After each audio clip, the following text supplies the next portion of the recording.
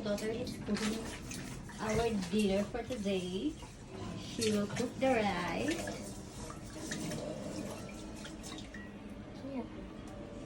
Okay.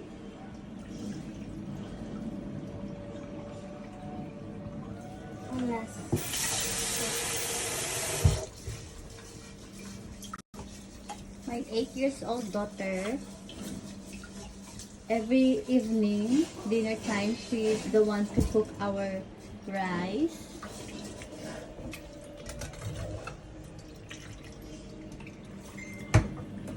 Okay, I'm gonna go in the Last water. Okay, let's go. Okay. Did you check it? Of course, we have to check it first. Oh. It's okay na. Oo, then you make it just Make it straight. to the water. Okay, I'm going to make it straight. You never said that part. Okay. Okay. Very good. Close it. Okay, let's Okay. go cook the chicken now. Okay. To cook fried chicken for my daughter. It's a Japanese style, guys. Japanese style. Put here na. Where do I put the... Okay. So I put this one here. Yeah. Wait lang. Put it in order. Order. Not like Get this that. one. Can you hold this one first? Okay.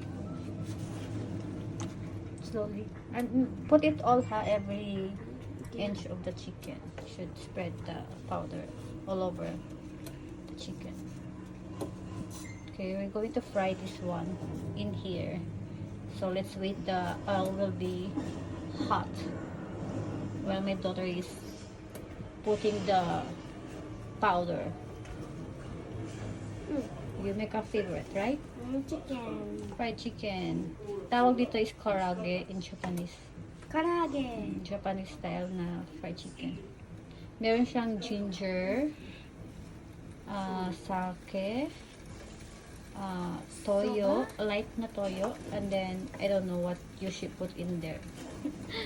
Hindi ko alam yung nilalagay ito. Basta alam ko may ginger, toyo, tsaka sake. Sake yung parang alak siya. Tapos the rest hindi ko na inalam. Kasi siya talaga nag-mix niyan. All?